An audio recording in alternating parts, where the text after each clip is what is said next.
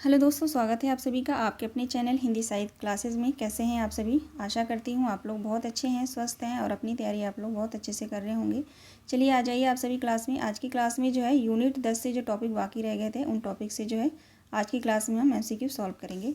जैसे कि आप यहाँ देख सकते हैं, आप हुदरी, जामुन का पेड़, एक कहानी यह भी, मेरी तिब्बत यात्रा, अरे यावर रहेगा याद, इन सभी टॉपिक से जो है आज की क्लास में हम MCQ सॉल्व करेंगे। बहुत ही सिलेक्टेड प्रश्न है। कल की क्लास में जो है मैं अभी प्रश्न बना नहीं पाई थी, तो इसलिए जो है कल जो है मैं क्लास नहीं ले पाई थी। ठीक है, तो मैंने जो है नाटक से संबंधित जो है क्वेश्चन को सॉल्व कराया था। सभी सुमेलित वाले प्रश्न थे कल की क्लास में नाटक से संबंधित, तो उस वीडियो को आप लोग ज़रूर देख लीजिएगा। ठीक है, सभी प्रश्नों को आप लोग सॉल्व कर लीजिएगा, मोस्ट इंपॉर्टेंट है। तो चलिए आज की क्लास हम स्टार्ट करते हैं। देखते हैं आज का पहला प्रश्न। आज यूनिट 10 जो है पूरा कंप्लीट हो जाएगा। ठीक है, सभी टॉपिक से जो है मैंने MCQ सॉल्व कराया है, तो आप लोग जो है सभी क्लासेस देख लेंगे, रिवीजन कर लीजिएगा आप लोग। ठीक है, क्वेश्चन नंबर 1 देखेंगे। आप हुदरी के संदर्भ में विचार कीजिए। आप हुदरी के संदर्भ में विचार कीजिए। ऑप्शन ए है, इस आत्मकथा में बचपन से लेकर धनबाद जाने तक की आत्मकथा है। लेखिका के परिवार पर आर्य समाज का प्रभाव है। ऑप्शन सी है, लेखिका का नाम रमना भी है। इस आत्मकथा में उर्दू भाषा का भरपूर प्रयोग किया गया है। आप हुदरी के संदर्भ में जो है विचार कीजिए। असंगत होना चाहिए यहाँ पे। ठीक है, असंगत बताइए। ठीक है, इसको काट दीजिए आप लोग, असंगत। ठीक है, असंगत है। ओके, राइट आंसर क्या होगा क्वेश्चन नंबर 1 का?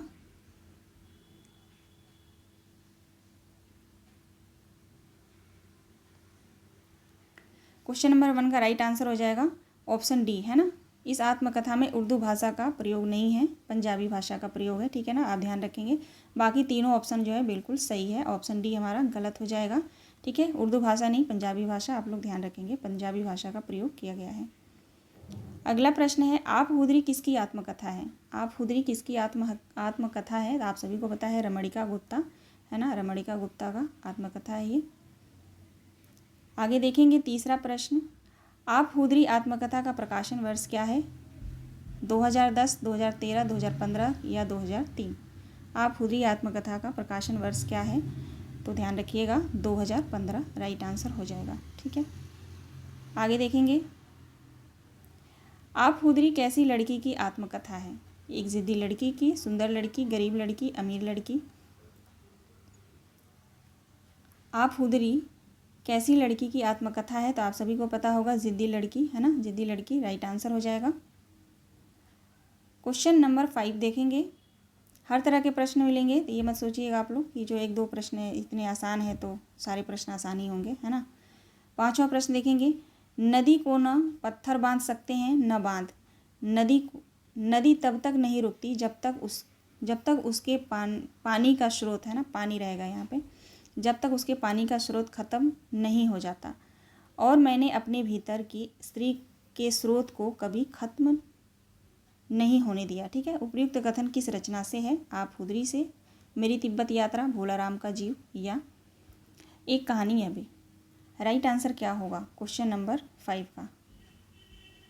बहुत ही महत्वपूर्ण कथन है ये। ठीक है, कथन को ध्यान देंगे आप लोग। जैसे ये जो टॉपिक है, आप हुदरी, भोलाराम का जीव और एक कहानी यह भी और मेरी तिब्बत यात्रा और ये अरे यावर रहेगा याद, इन सभी टॉपिक से जो मोस्ट इम्पॉर्टेंट जो कथन है ना, कथन ही आता है। ठीक है, या तो ऐसे प्रश्न आएगा कि आप हुदरी के संदर्भ में विचार कीजिए, है ना, वहाँ पे ऑप्शन दिए जाएंगे, उसमें से एक जो है गलत होगा या 2 या 3 सही होगा, ऐसे करके प्रश्न आएंगे। तो ठीक है, तो कथन को आप लोग ज़्यादा महत्वपूर्ण है कथन, तो उसको ध्यान देंगे आप लोग। ठीक है, क्वेश्चन नंबर 5 का राइट आंसर क्या होगा? ये कथन जो है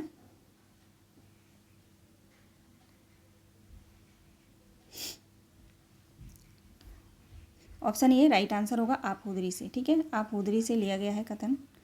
लेखिका का ही कथन है, रमणिका गुप्ता का। पूछे कि किसका है, तो आप लोग ध्यान रखेंगे रमणिका गुप्ता का कथन है। ठीक है, 6वां प्रश्न देखेंगे।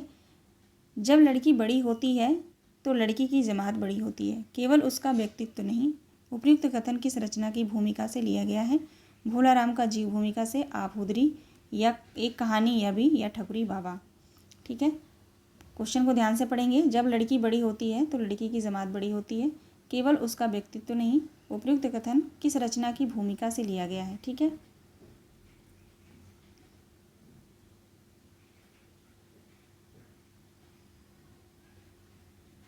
राइट आंसर हो जाएगा आप हुदरी। ठीक है, आप हुदरी जो रचना है उसकी भूमिका से यह कथन लिया गया है।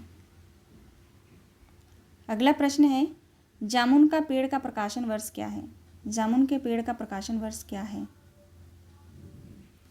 आप लोग ध्यान रखेंगे 1960। ठीक है, 1960 जामुन का पेड़ का प्रकाशन वर्ष है 1960।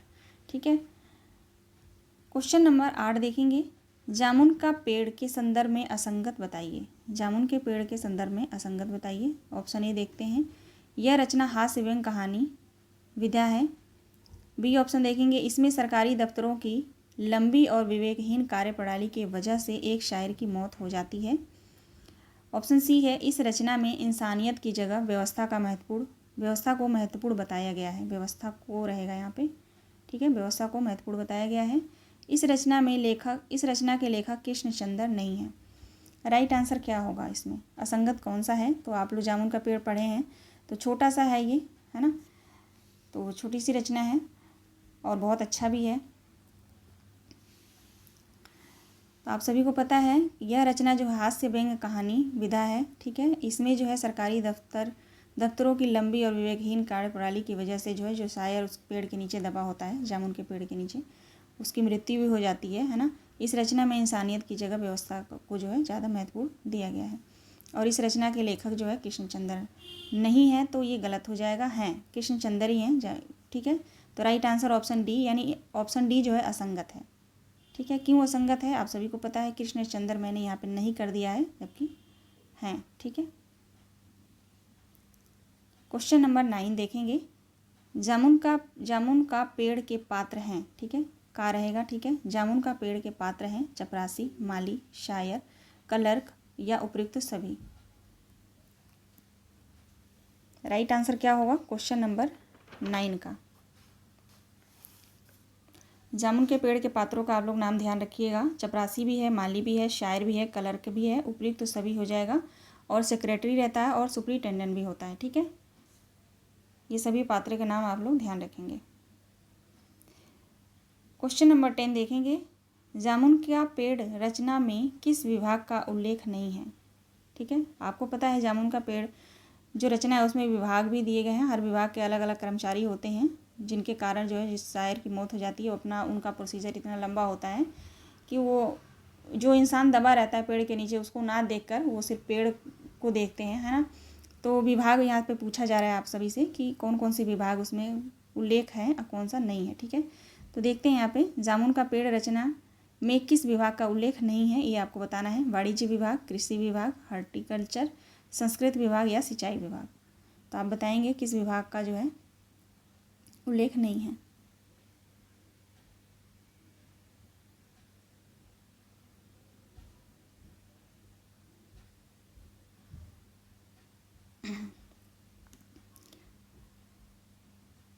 राइट आंसर हो जाएगा सिंचाई विभाग। ठीक है, सिंचाई विभाग जो है सही जवाब होगा। आगे देखेंगे, अगला प्रश्न है, जामुन का पेड़ कितना फलदार था? उपयुक्त कथन जामुन के पेड़ से किस पात्र का है? कौन सा पात्र जो है कहता है जामुन का पेड़ कितना फलदार था? जब देखता है कि जामुन का पेड़ गिर गया है, उसके नीचे शायर दबा है, तो शायर को ना देखते हुए जामुन के पेड़ को देखता है और कहता है कि वाह वाह, ये जामुन का पेड़ जो है कितना फलदार था। अफसोस जताता है कि गिर गया। कौन कहता है ये? क्लर्क, सेक्रेटरी, माली या चपरासी? कौन कहता है? तो क्लर्क कहता है। ध्यान रखिएगा आप लोग, क्लर्क कहता है। ठीक है, राइट आंसर ऑप्शन ए हो जाएगा। क्वेश्चन नंबर 12 देखेंगे, एक कहानी यह भी के संदर्भ में विचार कीजिए। इस रचना का प्रकाशन वर्ष 2008 में हुआ था। इसमें लेखिका के बचपन से लेकर तलाक तक की कहानी है। तीसरा ऑप्शन देखेंगे, यह 2 भागों में प्रकाशित है। चौथा ऑप्शन है, इस रचना को मन्नू भंडारी ने लेखकी आत्मकथा कहा है। Most important. पांचवा कथन देखेंगे, यह विचारात्मक शैली में लिखा गया है। ठीक है, नीचे दिए गए विकल्पों में से सही उत्तर का चयन करना है आप सभी को। इनमें से कौन कौन सा जो है राइट आंसर होगा ये आपको बताना है। तो चलिए देखते हैं, राइट आंसर हो जाएगा 2, 3, 4। 2, 3, 4 बिल्कुल राइट आंसर है। अब देख लेते हैं ऑप्शन ए क्यों गलत है। इस रचना का प्रकाशन वर्ष 2008 नहीं 2007 है ना, आप सभी को पता होगा 2007 है। पांचवा ऑप्शन गलत है क्योंकि यह विचारात्मक शैली में लिखा गया ये विचारात्मक शैली में लिखा गया है, नहीं, आत्मपरक शैली में लिखा गया है, ठीक है ना, आत्मपरक शैली, ठीक है। तो आप लोग ध्यान रखेंगे, इस वजह से जो है एक और 5 गलत है, ठीक है। राइट आंसर हो जाएगा 2, 3, 4। चलिए देखते हैं विकल्प में, ऑप्शन ए राइट आंसर हो जाएगा 2, 3, 4। क्वेश्चन नंबर 13 देखेंगे। इन पत्तियों को तो अब झड़ना ही होगा, इनसे मोह रखकर अब काम नहीं चलेगा, क्योंकि अब ये जान नहीं देने वाली इस पौधों को तो अब इन पौधों के जड़ को देखना होगा, ठीक है। उपयुक्त कथन किस रचना से उद्धृत है। जामुन का पेड़, आप खुदरी, एक कहानी, यह भी, या इनमें से कोई नहीं। राइट आंसर क्या होगा, इस कथन का राइट आंसर क्या होगा।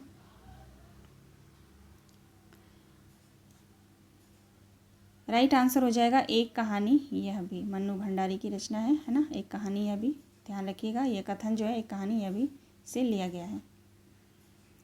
अगला प्रश्न है, मन्नू भंडारी का जन्म कहाँ हुआ था।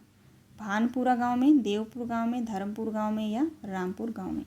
मन्नू भंडारी का जन्म कहाँ हुआ था।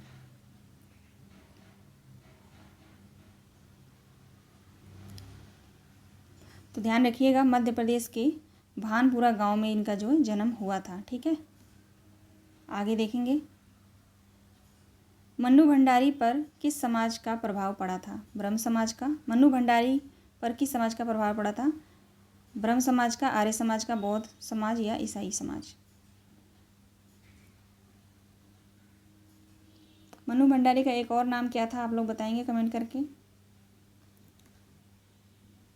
इनका जन्म जो है 1931 में हुआ था, ठीक है। मन्नू भंडारी पर किस समाज का प्रभाव पड़ा था, ये आपको बताना है, तो ध्यान रखिएगा, ऑप्शन बी राइट आंसर होगा, आर्य समाज का, ठीक है। आगे देखते हैं, मेरी तिब्बत यात्रा का प्रकाशन वर्ष क्या है।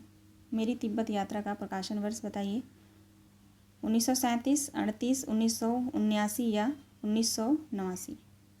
तो मेरी तिब्बत यात्रा का प्रकाशन वर्ष है 1937, है ना, 1937 में प्रकाशन हुआ था इसका। अगला प्रश्न देखेंगे, मेरी तिब्बत यात्रा के संदर्भ में असंगत बताइए। मेरी तिब्बत यात्रा के संदर्भ में असंगत बताइए। ऑप्शन ए देखेंगे, इसमें कुल 3 तिब्बत यात्रा का वर्णन है। ऑप्शन बी है, इस वृत्तांत के अंतिम 2 अध्याय सरस्वती पत्रिका में प्रकाशित थे। ऑप्शन सी देखेंगे, पांडुलिपियों के चित्र सरस्वती तथा प्रवासी पत्रिका में प्रकाशित हुए। ऑप्शन डी है, यह रचना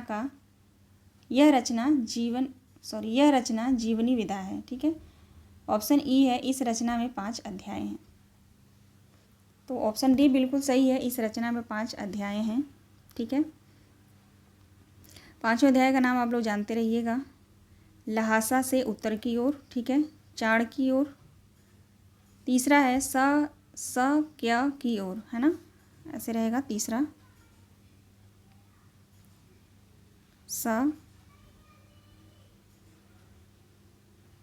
क्या की ओर, ठीक है, ये तीसरा है। चौथा रहेगा जेनम की ओर, है ना, चौथा है जेनम की ओर।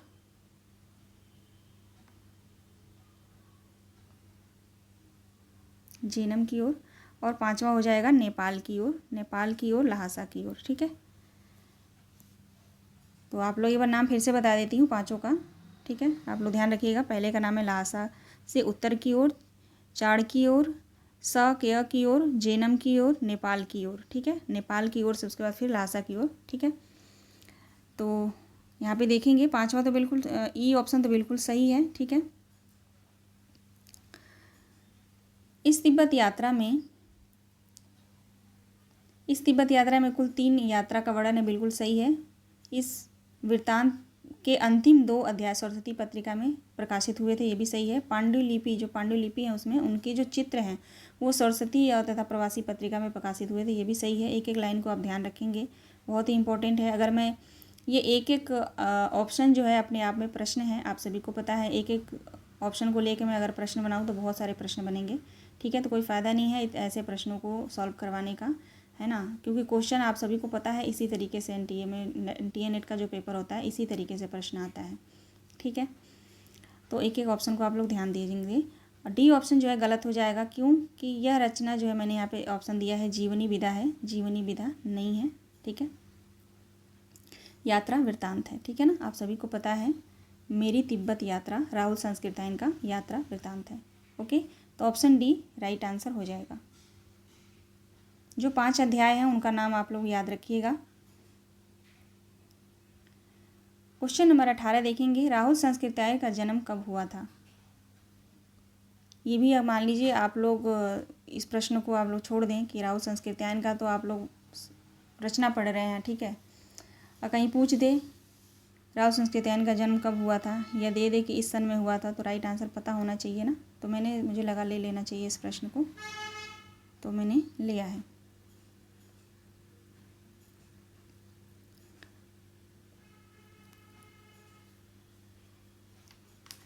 राइट आंसर क्या होगा, राहुल संस्कृतायन का जन्म कब हुआ था, तो आप लोग ध्यान रखिएगा 1893 ईस्वी में, ठीक है। ऑप्शन ए सही जवाब होगा 1893।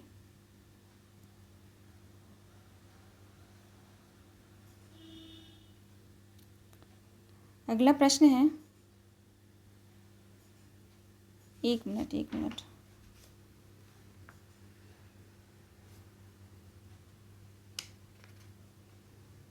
सही है 1893 ही तो बोला ना मैंने, 1900 तो नहीं बोला, ठीक है। चलिए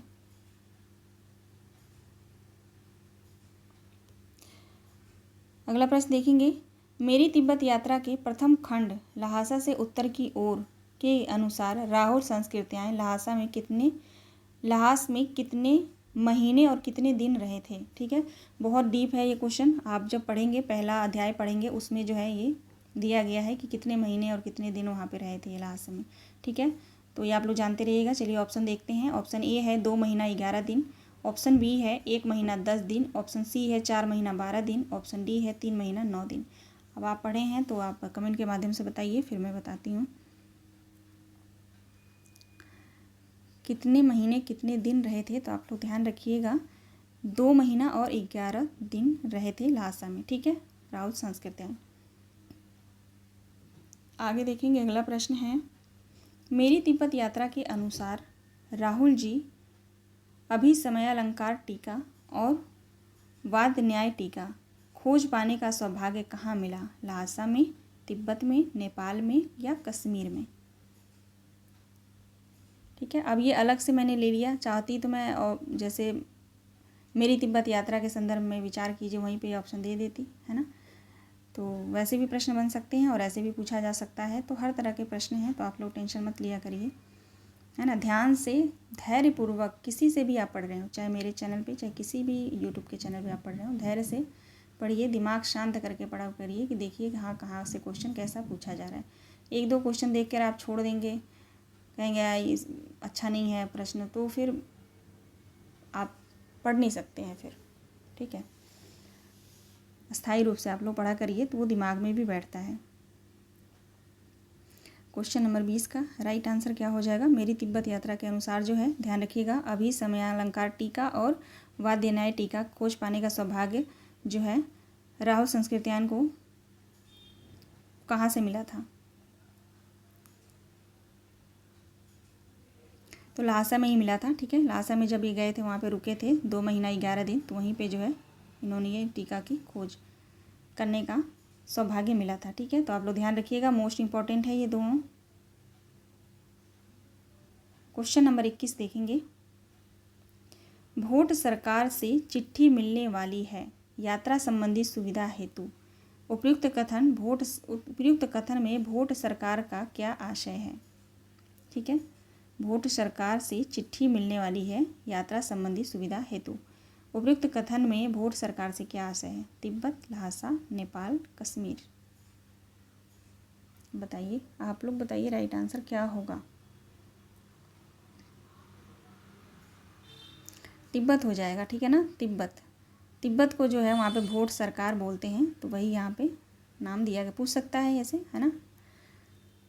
ऐसे भी क्वेश्चन आ सकता है कि भोट सरकार से मिलने वाली चिट्ठी यात्रा संबंधी सुविधा हेतु उपयुक्त कथन में भोट सरकार का क्या मतलब है या क्या अर्थ है या क्या आशय है, तो ध्यान रखेंगे तिब्बत, ठीक है। क्वेश्चन नंबर 22 देखेंगे। अरे यावर रहेगा याद के संदर्भ में असंगत बताइए। अरे यावर रहेगा याद के संदर्भ में असंगत बताइए। चलिए पहला ऑप्शन देखते हैं। इस यात्रा वृत्तांत में द्वितीय विश्व युद्ध से लेकर आज़ादी तक के पूरे हिंदुस्तान का भूगोल और कालखंड सामने रखा गया है, ठीक है। बी ऑप्शन देखेंगे। अज्ञेय ने अपनी यात्रा में लाहौर, कश्मीर, पंजाब, बंगाल, औरंगाबाद और असम आदि प्रदेशों का उल्लेख किया है। इन सभी का नाम आप ध्यान रखेंगे। इसमें से 3 दे देगा और एक और अलग दे देगा, 2 अलग से दे देगा। मान लीजिए बंगाल, औरंगाबाद, असम ना दे के कुछ और देश का नाम दे दे, राज्य का। तो आप लोग को ये नाम याद होना चाहिए, तभी आप लोग सही आंसर लगा पाएंगे, ठीक है। तो सभी नाम आप याद रखेंगे। लाहौर, कश्मीर, पंजाब, बंगाल, औरंगाबाद, असम। लाहौर को 100% आप याद रखेंगे, पंजाब को 100% याद रखेंगे, कश्मीर को, और असम मोस्ट इम्पोर्टेंट असम है, ठीक है। असम और पंजाब। तो सी ऑप्शन देखेंगे। इसमें भारतीय क्षेत्रों की यात्रा का वर्णन है। डी ऑप्शन देखेंगे। इस पुस्तक में अज्ञेय एलुरा, अलिफ्ता, कन्याकुमारी, हिमाचल आदि का यात्रा करते हैं। ई ऑप्शन है उपयुक्त सभी। इनमें से संगत कौन सा है ये आपको बताना है ना, संगत बताना है।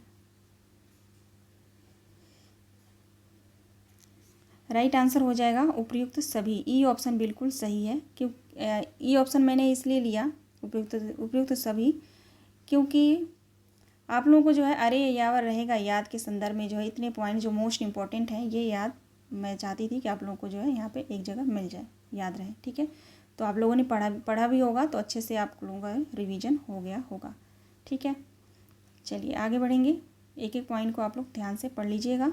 हाँ, अगर PDF चाहिए तो आप लोग कमेंट करिएगा। टेलीग्राम चैनल पे आप ज्वाइन हो जाइएगा, वहाँ पे मैं PDF दे दूँगी, ठीक है ना। क्वेश्चन नंबर 23 देखेंगे। पार्श्वगृह का नम्र चीड़ों में डगर चढ़ती उमंगों सी, बिछी पैरों में नदी ज्यों दर्द की रेखा, बिहग शिशु मौन नीड़ों में। उपयुक्त पंक्ति किस पुस्तक में है? उपयुक्त पंक्ति किस पुस्तक से है? अरे यावर रहेगा याद, एक बूंद सहसा उछली, मेरी तिब्बत यात्रा, जामुन का पेड़। यह पंक्ति जो है किस रचना से है या किस पुस्तक से है, तो आप ध्यान रखिएगा। अरे यावर रहेगा याद और मोस्ट इम्पॉर्टेंट है, ठीक है। मोस्ट इम्पॉर्टेंट प्रश्न है ये, दे सकता है ये पंक्ति। बहुत कन्फ्यूजन हो जाएगा आप सभी को मेरी तिब्बत यात्रा में और अरे यावर रहेगा याद, और ये एक बूंद सहसा उछली। तो आप ध्यान रखेंगे अरे यावर रहेगा याद से यह पंक्ति है, ठीक है। क्वेश्चन नंबर 24 देखेंगे। स्वयं सुंदर न होकर भी मैं संसार के अखिल सौंदर्य का नींव हूँ, क्योंकि मैं संस्कृति का नींव हूँ। उपयुक्त कथन किस रचना में उद्धृत है या किस रचना से लिया गया है? तिब्बत यात्रा, अरे यावर रहेगा याद, आवारा मसीहा, आप हुदरी। स्वयं सुंदर न होकर भी मैं संसार के अखिल सौंदर्य का नींव हूँ, क्योंकि मैं संस्कृति की नींव हूँ।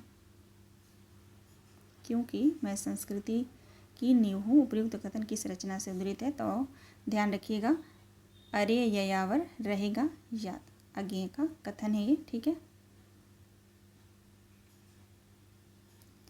अगला प्रश्न है। अरे यावर रहेगा याद के अनुसार असमिया के लोग शिव सागर को किस नाम से उच्चारण करते थे? अरे यावर रहेगा याद के अनुसार जो है असमिया के लोग यानी असम के जो लोग होते थे वो जो है शिव सागर को किस नाम से उच्चारण करते थे? शिव सागर, हिव सागर, विव सागर या विश्व सागर?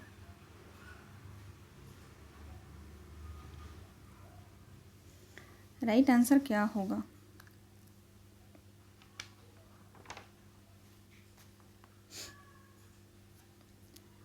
ध्यान रखिएगा, असम के जो लोग थे ना, वो श को, तालव्य वाले श को वो ह बोलते थे, ठीक है। तो वो लोग जो है शिव सागर को हिव सागर बोलते थे, ठीक है, हिव सागर। तो आप ध्यान रखेंगे। ये भी पूछ सकता है कि असम के लोग जो है श को क्या बोलते थे, यानी तालव्य श को क्या बोलते थे, ह बोलते थे, ह बोलते थे, या श बोलते थे, या श बोलते, ऐसे ऑप्शन आ सकता है। तो ध्यान रखिएगा आप लोग, वो जो है ह बोलते थे, यानी तालव्य श को वो ह बोलते थे। तो यहाँ पे राइट आंसर हो जाएगा हिव सागर, ठीक है। चलिए आगे देखेंगे। अगला प्रश्न है, विश्वमय है परिवर्तन, तुम्हारी ही विधि पर विश्वास, हमारा चिर अवसास। उपयुक्त कथन किस पंक्ति पुस्तक से लिया गया है? अरे यावर रहेगा याद, मेरी तिब्बत यात्रा, आप खुदरी जामुन का पेड़। विश्वमय है परिवर्तन, तुम्हारी ही विधि पर विश्वास, हमारा चिर आश्वास। उपयुक्त कथन किस पंक्ति, उपयुक्त कथन, कथन छोड़ दीजिए, पंक्ति, उपयुक्त पंक्ति किस पुस्तक से लिया गया है, ठीक है।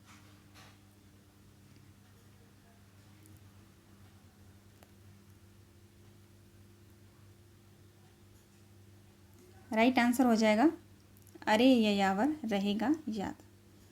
अरे यावर रहेगा याद से क्वेश्चन आपको ज़्यादा मिलेगा, क्योंकि यहाँ से प्रश्न आते हैं, ठीक है। जहाँ से प्रश्न बहुत कम पूछे गए हैं, मैंने प्रश्न को जो है एनालिसिस किया है, तो देखा है, तो प्रश्न भी उसी हिसाब से मैंने बनाया है।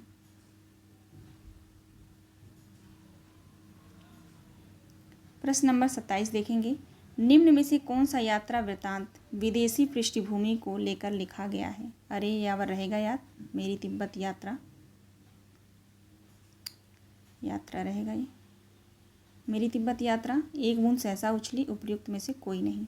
निम्न में से कौन सा यात्रा वृत्तांत विदेशी पृष्ठभूमि को लेकर लिखा गया है? मोस्ट इम्पॉर्टेंट प्रश्न है।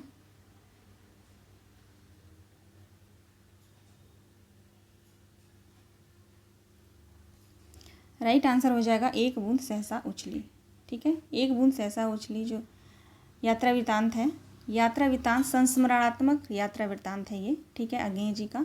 तो आप ध्यान रखिएगा, इसमें जो है यह विदेशी पृष्ठभूमि को लेकर जो है लिखा गया यात्रा वृत्तांत है, ठीक है। अगला प्रश्न है, अरे ये यावर रहेगा याद का प्रकाशन वर्ष क्या है? अरे ये यावर रहेगा याद का प्रकाशन वर्ष क्या है? तो 1953, 1953, ठीक है। नेक्स्ट क्वेश्चन देखेंगे।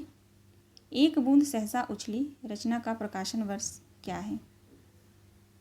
अभी हमने उसके पहले क्वेश्चन, कौन सा क्वेश्चन सॉल्व किया? अरे यावर रहेगा याद का प्रकाशन वर्ष 1953। अब यहाँ पे प्रश्न है, एक बूंद सहसा उछली रचना का प्रकाशन वर्ष क्या है? प्रकाशन वर्ष भी आप लोग मोस्ट इंपॉर्टेंट है, ध्यान रखेंगे। 1960 हो जाएगा, एक बूंद सहसा उछली का प्रकाशन वर्ष हो जाएगा 1960। अगला प्रश्न है, अरे ये यावर रहेगा याद में कितने अध्याय हैं? 8, 10, 5, 7। अरे ये यावर रहेगा याद में कितने अध्याय हैं, आप लोग बताइए।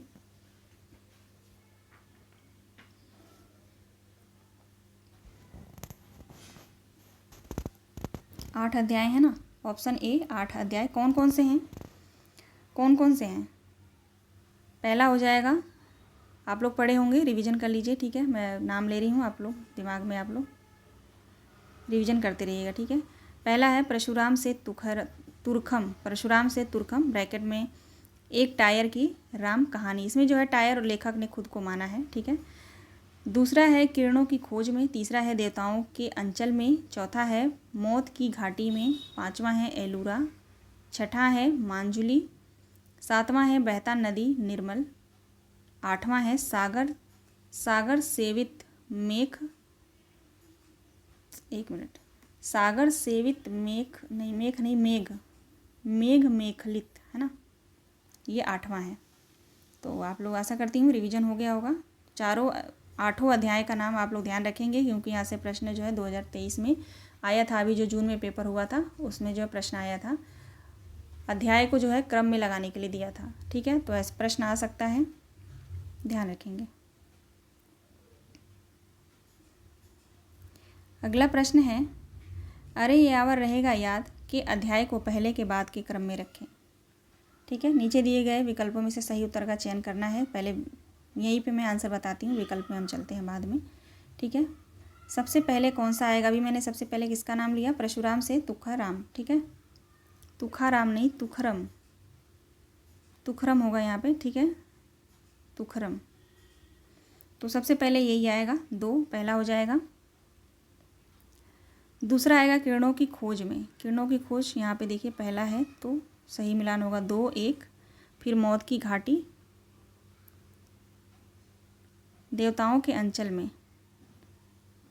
देवताओं के अंचल में तो ऑप्शन में है नहीं, तीसरा देवताओं के अंचल में है। ठीक है, मौत की घाटी उसके बाद आएगा, तो यहाँ पे 3 हो जाएगा।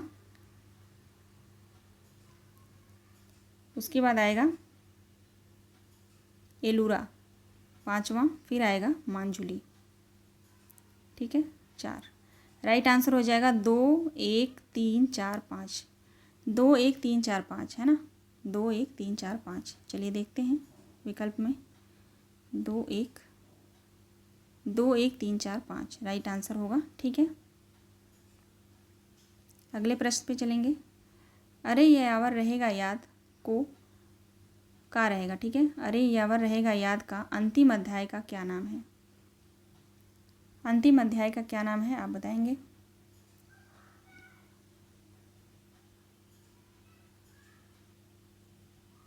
राइट आंसर होगा ऑप्शन डी, सागर शोभित मेघ मेघखलित। ठीक है, ये अंतिम अध्याय है, 8वां अध्याय है। ठीक है,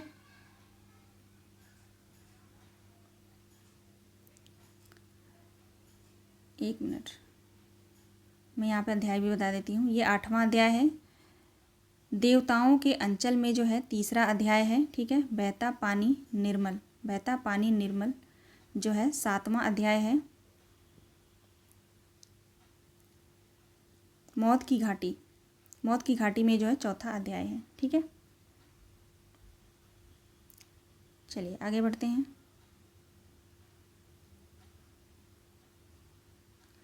अगला प्रश्न है, ऐसी पुस्तकों में प्रस्तुत ब्यौरा एक व्यक्ति की यात्रा का ब्यौरा होता है और वह यात्रा जितनी बार होती है उतनी ही भीतरी भी। मोस्ट इम्पॉर्टेंट कथन है ये। ठीक है, उपयुक्त कथन किस पुस्तक की भूमिका से लिया गया है? अरे यावर रहेगा याद, मेरी तिब्बत यात्रा, एक बूंद सहसा उछली या मेदावल की यात्रा। मेदावल की यात्रा किसकी है? ये तो ऑप्शन में मैंने ऐसे ही रखा है, तो उसको हटा ही दीजिए, गलत, ये तो है ही नहीं। मेदावल की यात्रा किसकी है? कमेंट के माध्यम से आप लोग बताइए। तो ये कथन जो है अज्ञेय का है और अरे यावर रहेगा याद पुस्तक की भूमिका से लिया गया है। ठीक है, ध्यान रखेंगे, तीनों बातें ध्यान रखेंगे। अज्ञेय का कथन है और अरे यावर रहेगा याद रचना की भूमिका से लिया गया है। क्वेश्चन नंबर 34 देखेंगे। अरे यावर रहेगा याद के किस अध्याय में असम का वर्णन है? परशुराम से तुखराम, किरणों की खोज में, देवताओं के अंचल में, मौत की घाटी में। इनमें से किस अध्याय में जो है असम का वर्णन है, ये आपको बताना है।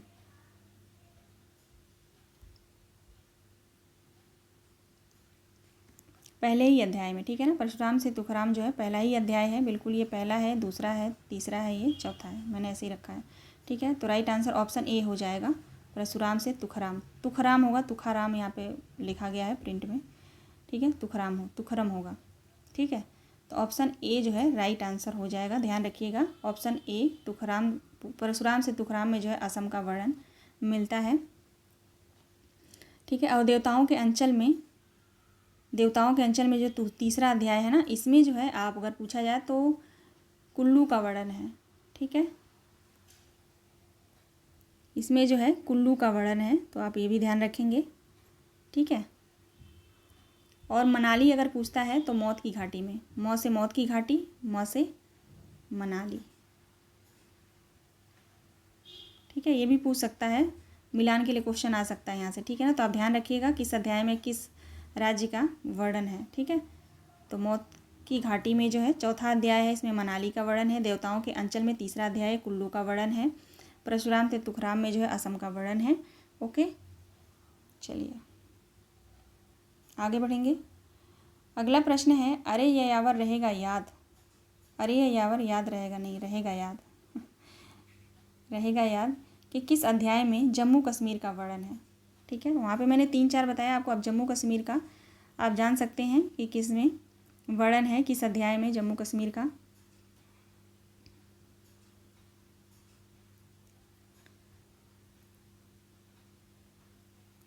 दूसरा अध्याय कौन सा है? कीड़ों की खोज में। ठीक है, कीड़ों की खोज में जो है दूसरा अध्याय है, इसमें जो है जम्मू कश्मीर का वर्णन है। ठीक है, तो ध्यान रखेंगे ऑप्शन सी राइट आंसर हो जाएगा।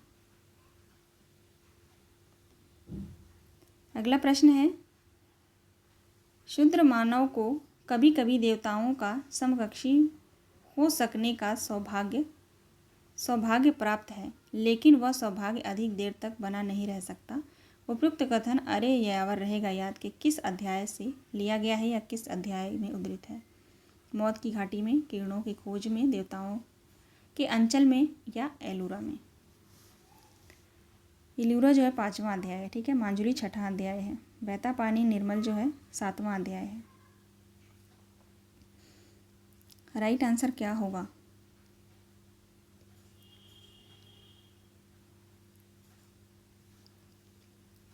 यह जो कथन है ऑप्शन ए मौत की घाटी में इसका उल्लेख है। ठीक है ना, और चौथा अध्याय है ये मौत की घाटी। ठीक है, चौथा अध्याय। क्वेश्चन नंबर 37 देखेंगे, अरे ये यावर रहेगा याद के संदर्भ में सुमेलित कीजिए। सुमेलित है ऑप्शन ए रोहतांग मौत की घाटी, शिव सागर, दीव सागर, दीव नहीं हिव होगा, हिव सागर। ठीक है,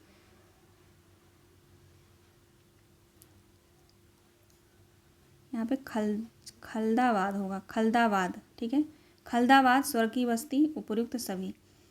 तो देखिए यहाँ पे जो है अरे यावर रहेगा याद पढ़ेंगे तो आपको जो है जहाँ जिस जिस जगह पे जाते हैं अज्ञे जी वहाँ पे जो है कुछ नाम दिए गए होते हैं। तो रोहतांग में जो है मौत की घाटी का जिक्र है, और शिव सागर को जो मैंने अभी आप क्वेश्चन के माध्यम से बताया ही आपको कि वहाँ पे जो है पहले अध्याय में आप पढ़ेंगे तो वहाँ पे ये जो नाम का जिक्र है कि वहाँ के लोग जो है असम के लोग जो है शिव सागर को हिव सागर बुलाते थे। ये भी खल्लादबाद का अर्थ होता है स्वर्ग की बस्ती। ठीक है, तो उपयुक्त सभी राइट आंसर हो जाएगा। ठीक है, टोटल क्वेश्चन जो था 37 ही था। ठीक है, तो आशा करती हूँ क्लास पसंद आई होगी, क्वेश्चन आपको समझ में आया होगा, अच्छे से आपका रिवीजन हो गया होगा आप सभी का। तो आप लोग क्लास को पसंद आया है तो लाइक कर दीजिएगा। ठीक है, और जिन्होंने सब्सक्राइब नहीं किया है चैनल को सब्सक्राइब कर लेंगे ताकि आने वाला हर वीडियो आपके पास आसानी से जाए। चलिए मिलते हैं नेक्स्ट वीडियो में कल के प्रैक्टिस सेट में। ठीक है, देखती हूँ कल जो है शायद कविता पे कराऊँ या जो भी क्वेश्चन मेरे से बनता है किसी भी टॉपिक पे, चाहे वो कहानी हो, चाहे उपन्यास हो, चाहे कविता हो, उन पे जो है मैं प्रैक्टिस कल कराऊँगी। ठीक है, तो चलिए आप लोग ध्यान रखिएगा अपना, स्वस्थ रहिएगा और रिवीजन करते रहिएगा। ओके।